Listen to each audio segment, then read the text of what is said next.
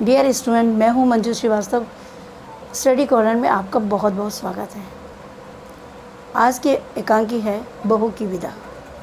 विनोद रस्तोगी जी द्वारा रचित एकांकी आईसीएसई बोर्ड क्लास 9-10 की पाठ्य पुस्तक एकांकी संचय से ली गई है। विनोद रस्तोगी जी द्वारा रचित एकांकी बहू की विदा समाज में फैली दहेज की समस्या को चित्रित किया गया है।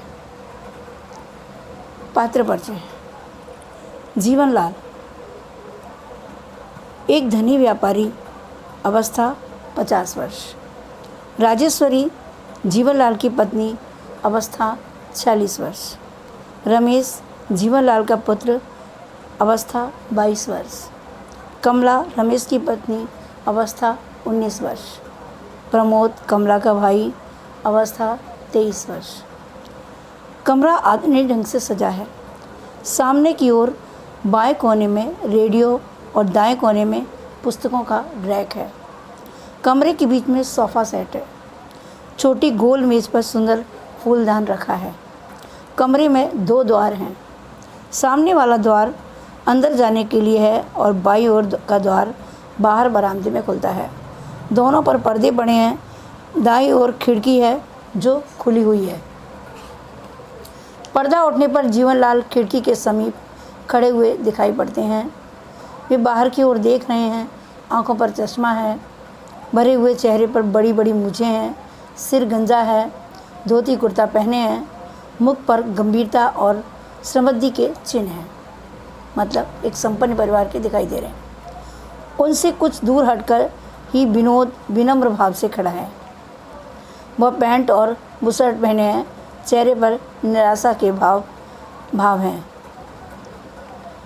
प्रमोद आगे बढ़कर धीमे स्वर में बोलता है, क्या निर्णय किया आपने? जीवनलाल, विदा नहीं होगी। प्रमोद, लेकिन ज़रा सोचिए, यदि आपने विदा नहीं की तो बहन की क्या दशा होगी? जीवनलाल, मैंने उसकी दशा का ठेका नहीं लिया है। प्रमोद, हर लड़की पहला सावन अपनी सखी सहेलियों के साथ हंस खेल कर बिताने का सपना देखती है। जीवनलाल, जानता हूँ। जीवनलाल सोफे पर बैठकर जमाई लेते हैं, मानो प्रमोद की बातों से ऊब रहे हों। प्रमोद, यह जानकर भी? जीवनलाल, अपना निर्णय सुना चुका हूँ। विदा नहीं होगी। यदि मैं कमला को बिना लिए ही गया तो माँ का हृदय टूट जाएगा। जीवनलाल, मैं मजबूर हूँ। अगर माँ बहन का इतना ही ख्याल था तो दहेज पूरा क्यों नहीं दिया? प्रमोद दीन स्वर में, अपनी सामर्थ्य के अनुसार जितना भी हो सका हमने दे दिया। फिर भी अगर, और वो बात आपको बीच में छोड़ देता है। जीवनलाल कड़े स्वर में, अगर तुम्हारी सामर्थ्य कम थी तो अपनी बराबरी का घर देखते। झोंपड़ी में रहकर महल से नाता क्यों जोड़ा? प्रमोद हाथ जोड़कर, जी। जीवनलाल उठकर आवेश से टहलते हुए, देना तो दूर, बारात की खातिर भी ठीक से नहीं की गई। मेरे नाम पर जो धब्बा लगा, मेरी शान को जो ठेस पहुंची है, भरी बरादरी में जो हंसी हुई है, उस करारी चोट का घाव आज भी हरा है। जाओ कह देना अपनी माँ से, अगर बेटी की विदा कराना चाहती है तो पहले उस घाव के लिए मरहम भेजें। प्रमोद, जी। आप इस समय तो विदा कर दें, हम गौने में आपकी हर मांग पूरी करने की चेष्टा करेंगे। जीवनलाल, मैंने दुनिया देखी है प्रमोद। ये बाल धूप में सफ़ेद नहीं हुए हैं। और तुम? उत्तेजित स्वर में, कल के छोकरे मुझे बेवकूफ़ बनाना चाहते हो? प्रमोद, यह आप क्या कह रहे हैं? जीवनलाल, ठीक कह रहा हूँ। मेरा फैसला आखिरी है। विदा तभी होगी जब 5000 नगद दायां हाथ फैलाकर इस हाथ पर रख दोगे। प्रमोद आवेश में, यह तो सरासर अन्याय है। शिकायत आपको हमसे है। उस भोली भाली लड़की ने आपका क्या बिगाड़ा है जो विदा ना करके आप उससे बदला ले रहे हो? अगर रमेश बाबू होते तो? जीवनलाल, तो वह क्या कर लेता? मेरे सामने मुंह खोलने की हिम्मत नहीं है उसमें। वह मेरा बेटा है। तुम्हारी तरह बड़ों के मुंह लगने की बदतमीज़ी करने वाला कोई आवारा छोकरा नहीं। प्रमोद अपमान से तिल मिलाकर, बाबूजी, बेटी वाला समझकर ही आप मेरा अपमान कर रहे हैं। किंतु यह न भूलिए कि आप भी बेटी वाले हैं। जीवनलाल, हाँ हम भी बेटी वाले हैं, लेकिन तुम्हारी तरह नहीं। पिछले महीने हमने भी अपनी गौरी की शादी की है। वह खातिरदारी की कि बारात वाले दंग रह गए। इतना दहेज दिया कि देखने वालों ने दांतों तले उंगली दबा ली। दर्द मिश्रित आवेश, तुम मेरी बराबरी करोगे? बेटी वाले होकर भी हमारी मूंछ ऊंची है, समझे? प्रमोद, जी। जीवनलाल, रमेश गया है गौरी को विदा कराने। कलाई पर बंधी घड़ी देखकर कुछ देर में उसे लेकर आता ही होगा। मेरी बेटी पहला सावन यहाँ बिताएगी। तुम्हारी बहन के सपने कभी भी पूरे नहीं होंगे और उसके सपने के खून का दाग तुम्हारे हाथों और तुम्हारी माँ के आंचल पर होगा, समझे? प्रमोद व्यंग से, जो हमारी बहन है क्या वह आपकी कोई नहीं है? जीवनलाल तेजी से, बेटी और बहू को एक ही तराजू पर तोलना चाहते हो। बेटी बेटी है और बहू बहू। प्रमोद, ठीक है, जब आप अपनी जिद पर अड़े हैं तो विनती करना व्यर्थ है। रुक कर धीमे स्वर में, क्या जाने से पहले एक बार बहन से मिल सकता हूँ? जीवनलाल, जरूर। और हाँ, उसे यह भी बताते जाना कि अगली बार मेरे लिए मरहम लेकर विदा कराने कब आओगे। ऊंचे स्वर में, अरे सुनती हो गौरी की माँ, ज़रा बहू को भेज दो, अपने भाई से मिल ले आकर। सहज स्वर में, मैं तब तक देखूं कि माली के बच्चे ने झूला डाला या नहीं। द्वार की ओर बढ़ते हैं। द्वार पर पर्दा हटाकर मुड़ते हुए गौरी के लिए झूला डलवा रहा हूँ लॉन में। जीवनलाल का प्रस्थान। प्रमोद थका सा सोफे पर बैठ जाता है। अंदर से कमला आती है, चांद से मुखड़े पर उदासी की घटा। हाथों में लाल चूड़ियाँ हैं, रेशमी साड़ी ब्लाउज पहने हैं। प्रमोद के पास जाकर चुपचाप खड़ी हो जाती है, सिर नीचा किए। प्रमोद भारी स्वर में, बैठ जाओ कमला। कमला पास ही बैठ जाती है। प्रमोद, अच्छी तरह तो हो। कमला सिसकने लगती है। प्रमोद आर्द्र स्वर में, पागल मत बनो कमला, रो मत, मैं कहता हूँ रो मत। इन मोतियों का मूल समझने वाला यहाँ कोई नहीं है। पानी से पत्थर नहीं पिघल सकता। कमला सिसकती हुई, भैया क्या? प्रमोद, घबराओ मत, मैं जल्दी ही फिर आऊँगा और उस बार विदा अवश्य होगी, क्योंकि मैं चोट का मरहम लेकर आऊँगा। कमला न समझने के ढंग से, मरहम? प्रमोद, हाँ कमला, हमारे व्यवहार से बाबूजी के कलेजे में घाव हो गया है, उन्हें मरहम चाहिए और उस मरहम की कीमत है 5,000 रुपये। कमला चौंक कर भाई की ओर देखती है। प्रमोद, तुम चिंता न करो कमला, मरहम का प्रबंध हो जाएगा। इस गिरे हाल में भी मकान 7-8 हज़ार में तो बिक ही जाएगा। कमला व्याकुलतापूर्ण आग्रह से, मेरी विदा के लिए घर ना बेचना भैया, आपको मेरे सुख सुहाग की सौगंध। प्रमोद, यह क्या कह रही हो तुम? क्या तुम नहीं चाहती कि पहला सावन सखी सहेलियों के साथ माँ के घर बिताओ? कमला, किस लड़की की यह कामना नहीं होगी भैया, लेकिन उस कामना की पूर्ति के लिए इतनी बड़ी कीमत चुकाना कहाँ तक ठीक है? 1-2 साल में बिमला का ब्याह भी तो आपको करना है, आवेश में आकर। प्रमोद बीच में ही, लेकिन तुम? कमला, मेरी चिंता आप ना करें, सच विदा ना होने से मुझे ज़रा भी दुख ना होगा। प्रमोद, कमला गौरी आ रही है, बहुत अच्छा स्वभाव है उसका, हर समय हंसती हंसाती ही रहती है। उसके साथ रहकर मुझे सखी सहेलियों की कमी बिल्कुल नहीं अखरेगी, आप विश्वास करें भैया। प्रमोद, लेकिन आज नहीं तो कल रुपए तो देना ही पड़ेगा कमला। कागज़ के टुकड़ों पर अपना स्नेह और प्यार बेचने वालों के बीच तुम इस तरह कब तक रह सकोगी? कमला, धीरे धीरे सब ठीक हो जाएगा भैया, माँ जी तो ममता की मूर्ति हैं। बाबूजी जरा जिद्दी स्वभाव के हैं, समय के साथ बेबी सब भूल जाएंगे। प्रमोद, मुझे तो ऐसा नहीं लगता, सब एक ही धातु के बने हैं, हो सकता है माँ जी की ममता सिर्फ दिखावा हो। अंदर से राजेश्वरी का प्रवेश। गोरा रंग, स्वस्थ शरीर, सफ़ेद साड़ी और ब्लाउज पहने हैं। राजेश्वरी, कैसा दिखावा भैया? प्रमोद चौंक पड़ता है। कमला और प्रमोद उठने का उपक्रम करते हैं। राजेश्वरी दूसरे कोच पर बैठती है। बैठे रहो तुम लोग, हंसकर क्या बातें हो रही थी भाई बहन में? प्रमोद, बस कुशल क्षेम पूछ रहा था। राजेश्वरी, हाँ विदा के लिए क्या कहा उन्होंने? प्रमोद मौन रहता है। कमला दृष्टि नीची कर लेती है। राजेश्वरी समझ गई, अपनी जिद के आगे तो वे किसी की भी नहीं सुनते। जब तुम्हारी चिट्ठी आई थी तभी मना कर रहे थे, मैं तो समझाते समझाते हार गई। क्या कहा उन्होंने? प्रमोद अभी मौन है। राजेश्वरी, मुझसे शर्म कैसी? मेरे लिए जैसे रमेश वैसे ही तुम। बोलो कितना रुपया चाहते हैं वे? प्रमोद, जी रुपये की तो कोई बात नहीं हुई, वे तो।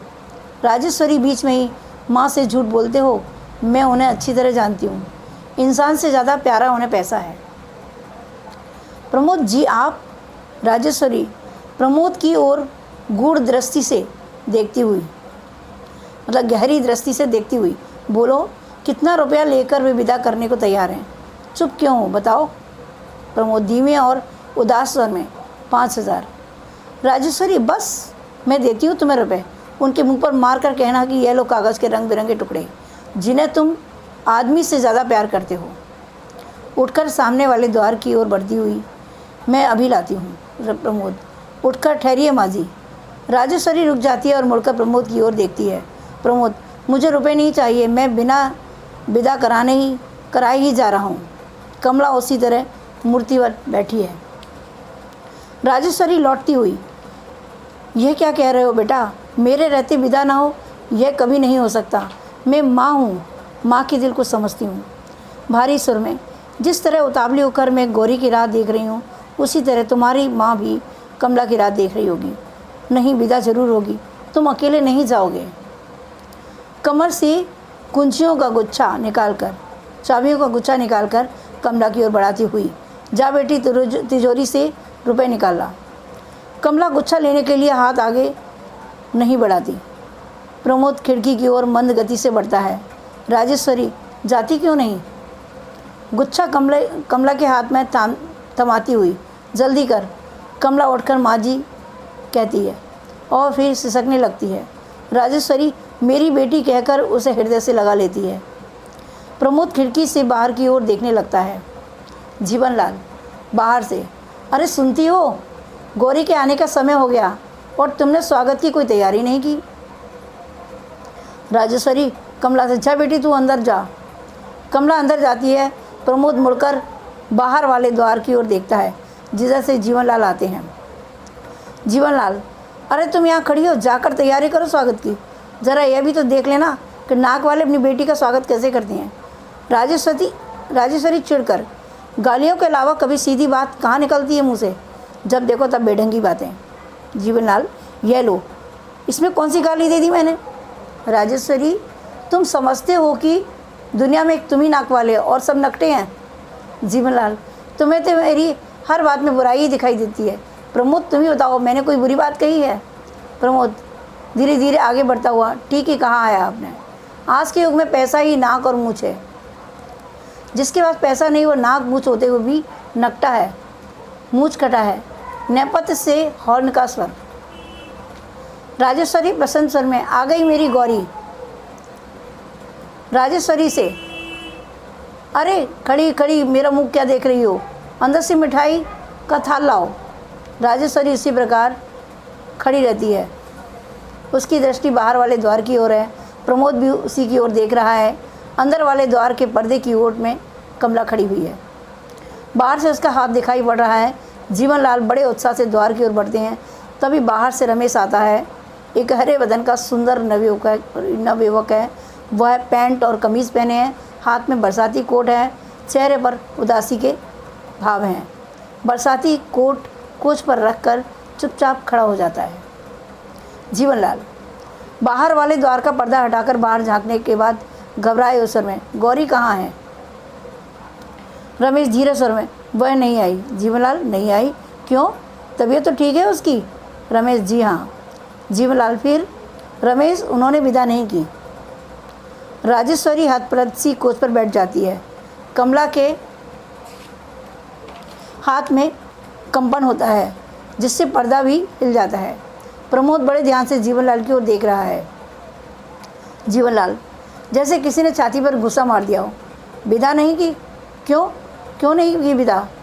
रमेश, कह रहे थे दहेज पूरा नहीं दिया गया। जीवनलाल बिगड़ कर, हमने तो जीवन भर की कमाई दे दी और उनकी नज़र में दहेज पूरा नहीं दिया गया। लोभी कहीं के। राजेश्वरी उठकर, उन्हें क्यों भला बुरा कह रहे हो? बेटी वाले चाहे अपना घर द्वार बेच कर दे दें, पर बेटे वालों की नाक मुँह सिकुड़ी ही रहती है। जीवनलाल, मगर शराफत और इंसानियत। राजेश्वरी बीच में ही, अब शराफत और इंसानियत की दुहाई देती हो। कुछ देर पहले तो। जीवनलाल, चुप रहो तुम। राजेश्वरी बहुत चुप रही। अब नहीं रहूँगी। आखिर क्या कमी है बहू के दहेज में, मगर तुम हो कि? जीवनलाल, अनसुनी करके, मेरी बेटी की विदा न करके उन्होंने मेरा अपमान किया है। मैं राजेश्वरी, तुम भी तो किसी की बेटी की विदा न करके अपमान कर रहे हो किसी का। जीवनलाल चीख कर, गौरी की माँ। राजेश्वरी, अब भी आंखें नहीं खुली? जो व्यवहार अपनी बेटी के लिए तुम दूसरों से चाहते हो, वही दूसरे की बेटी को भी दो। जब तक बहू और बेटी को एक सा नहीं समझोगे, न तुम्हें सुख मिलेगा और न शांति। जीवनलाल बेचैनी से इधर उधर टहलते हैं। वे हाथ मल रहे हैं, सिर नीचे झुका है। प्रमोद रमेश के पास जाकर खड़ा हो जाता है। जीवनलाल, बहू और बेटी और बहू, अजीब उलझन है, कुछ समझ में नहीं आता। राजेश्वरी, अगर हर बेटे वाला यह याद रखे कि बेटी वाला भी है, तो सब उलझनें समाप्त हो जाएं, सारी उलझनें सुलझ भी जाएं। जीवनलाल रुककर पत्नी की ओर देखते हुए, शायद तुम ठीक कहती हो। प्रमोद आगे बढ़ के धीमे स्वर में, अब मुझे आज्ञा दीजिए बाबूजी। जीवनलाल चौंक कर, मेरी गाड़ी का समय हो रहा है। प्रमोद कहता है, मैं जा रहा हूँ। द्वार तक जाता है, फिर घूमकर, मैं जल्द ही फिर आऊँगा। विश्वास रखें, इस बार आपकी चोट के लिए मरहम लाना ना भूलूंगा। जीवनलाल दुखी स्वर में, ठहरो प्रमोद, मुझे और लज्जित ना करो। मेरी चोट का इलाज मेरी बेटी की ससुराल वालों ने दूसरी चोट से कर दिया है। प्रमोद लौटता हुआ आश्चर्य, बाबूजी। जीवनलाल निश्वास छोड़कर, कभी कभी चोट भी मरहम का काम कर जाती है बेटा। राजेश्वरी की ओर मुड़कर, अरे खड़ी खड़ी हमारा मुख क्या ताक रही हो? अंदर जाकर तैयारी क्यों नहीं करती? बहू की विदा नहीं करनी है क्या? कमला का हाथ पर्दे की ओर में हो जाता है। वह हर्ष के आंसू पहुँचते हुए शीघ्रता से अंदर जाती है। रमेश और प्रमोद मुस्कुराकर एक दूसरे की ओर देखते हैं। जीवनलाल मंद गति से खिड़की की ओर पड़ते हैं और तभी धीरे धीरे यवने का पात होता है, मतलब रंगमंच का पर्दा गिरता है। ये थी एकांकी। अगर आपको मेरी वीडियो पसंद है तो लाइक, शेयर और कमेंट्स ज़रूर करिए और मेरे चैनल को सब्सक्राइब ज़रूर कीजिए। Thank you children, thank you.